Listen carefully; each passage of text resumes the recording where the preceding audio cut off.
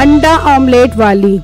एक वक्त की बात है, एक गांव में एक अंडों का व्यापारी था जो एक दरख्त के नीचे बैठकर अंडे बेचा करता था। उसने अंडों की कीमत 4 रुपए रखी हुई थी, इसलिए उसके अंडे जल्दी बिक जाया करते थे। काका अंकल 1 दर्जन अंडे दे दो, जरा मोटे मोटे अंडे देना। हाँ हाँ बेटा, बेफिक्र रहो, मैं आपको मोटे मोटे अंडे ही दूंगा। कभी ऐसा भी हुआ है कि मैंने आपको छोटे छोटे अंडे दिए हो? हाँ कल ही दिए हैं। मेरी बेगम तो कह रही थी ये अंडे मुर्गी के लेकर आ रहे हो या चिड़िया के। बड़ी मुश्किल से उसे यकीन दिलवाया कि ये अंडे मुर्गी के ही हैं। बस बेटा, बीच में 1-2 अंडे छोटे आ जाते हैं, तुम फिक्र मत करो, मैं आज तुम्हें मोटे मोटे अंडे दूंगा। फिर वो आदमी उसे पैसे देकर उससे अंडे लेकर चला जाता है और वो बुजुर्ग आदमी पैसे गिने बगैर ही रख लेता है। फिर जब वो शाम में हिसाब करता है तो पैसे काफी कम होते हैं। ये क्या, आज मैंने 400 अंडे बेचे हैं,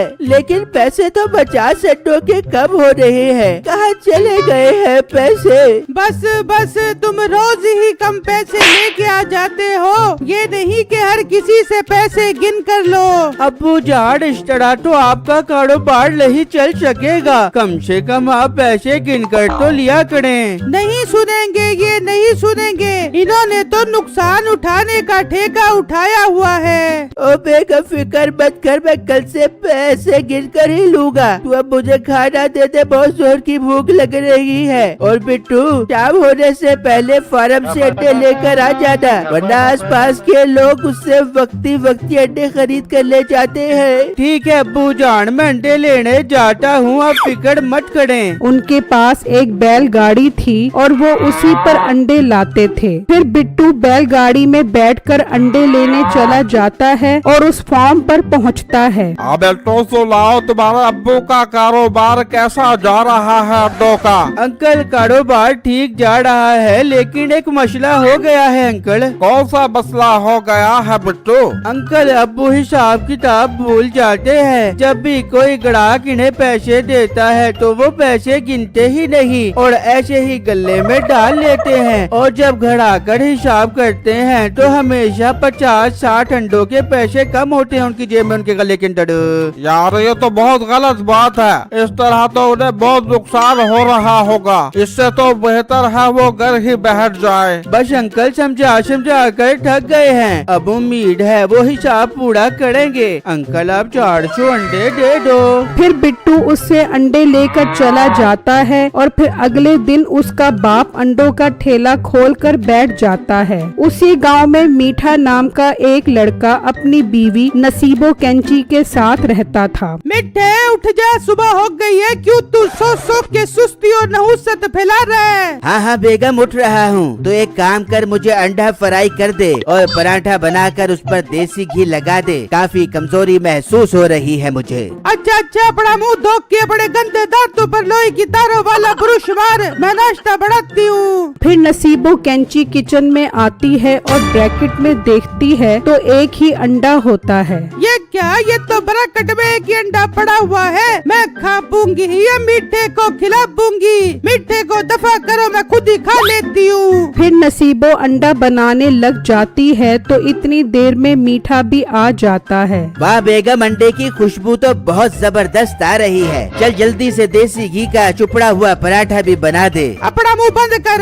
ब्रैकेट में सिर्फ एक ही अंडा पड़ा हुआ था, अब मैं खा पूंगी, मुझे अंडे की बहुत जरूरत है। अंडे की जरूरत क्या मतलब, तू अंडा खा के लेडी डियाना बन जाती है। चल चुप करके अंडा और देसी घी का पराठा बना कर दे। मिठे, अपना ग्रीस जैसा मुँह लेके यहाँ से दफा हो जा, वरना इसे चमटे से मार मार के तुझे बतख का अंडा बना दे दूंगी। वो अभी बात कर ही रहे होते हैं कि बाहर से आवाज आती है। बेटा, बहुत जोर की भूख लग रही है, कुछ खाने को दे दो बेटा। लो, यहाँ एक अंडे के पीछे हमारी लड़ाई हो रही है और ऊपर से ये बुढ़िया मांगने के लिए आ गई है, इसे तो मैं अभी भगा कर आता हूँ। फिर मीठा बाहर आता है। बेटा, अंडे की खुशबू तो बहुत अच्छी आ रही है, मुझे अंडा खिला दे बेटा। अम्मा, अंडा तो एक है, वो मैं खाऊंगा। हाँ, घर में डंडे बहुत सारे हैं, वो खाने हैं तो बता। बेटा, खिला दे अंडा, बहुत जोर की भूख लग रही है, ये देख मेरे पास 20 रुपए है, ये ले ले और गरीब का पेट भरवा दे बेटा।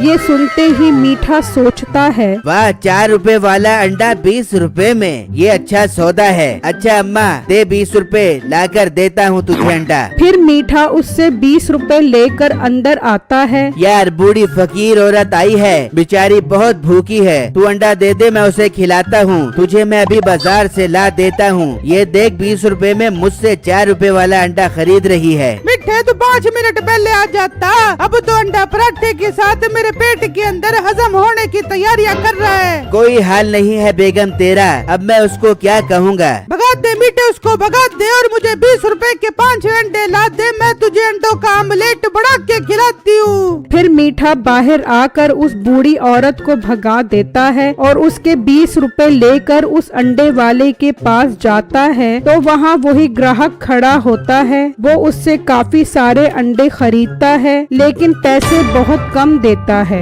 मीठा बहुत हैरान होता है कि उस बूढ़े आदमी ने पैसे गिने बगैर ही गले में रख लिए हैं। फिर जब वो ग्राहक जाता है तो मीठा भी उसके पीछे जाता है। ओए चालाक आदमी, बहुत सियाना बन रहा है ना तू। उस बूढ़े आदमी को अंडों के कम पैसे दिए हैं तूने, मैं सब देख रहा था। ओ भाई आहिस्ता बोलो, कोई सुन लेगा। हाँ तो सुन ले, तू उसके साथ धोखा करके आ रहा है। भाई तू भी कर, उसको पता ही नहीं लगता। मैं तो कब से उससे अंडे इसी तरह लोड कर लेकर जा रहा हूँ। उसे कब पैसे देकर बहुत सारे अंडे ले जाता हूँ। अरे वाह भाई, आपने तो मेरी जिंदगी आसान कर दी है। मुझे तो अंडों के आमलेट का बहुत शौक है, मैं अब उससे खूब अंडे लूंगा। वहाँ बिट्टू की माँ बिट्टू को कहती है, बिट्टू बेटा, तेरा बाप तो ऐसे ही नुकसान करता रहेगा। मैं तो कह रही हूँ आज तू चुपके से दुकान पर जा और देख के कौन उन्हें रोज चूना लगा कर जाता है। हाँ बेजान, आप ठीक कह रही हो। मैं पुलिस को भी साथ लेकर जाता हूँ और आज ही उस फराडी को रंगे हाथों पकड़ता हूँ। फिर बिट्टू घर से निकलता है और पुलिस स्टेशन जाकर उन्हें सब कुछ बताता है कि कोई रोज उसके बाप की दुकान से अंडों में धोखा कर रहा है। फिर वो पुलिस के हमरा अपने बाप के ठेले पर आकर छुप जाते हैं तो थोड़ी देर में मीठा वहाँ आ जाता है। अंकल 4 क्रेट अंडों के दे दो।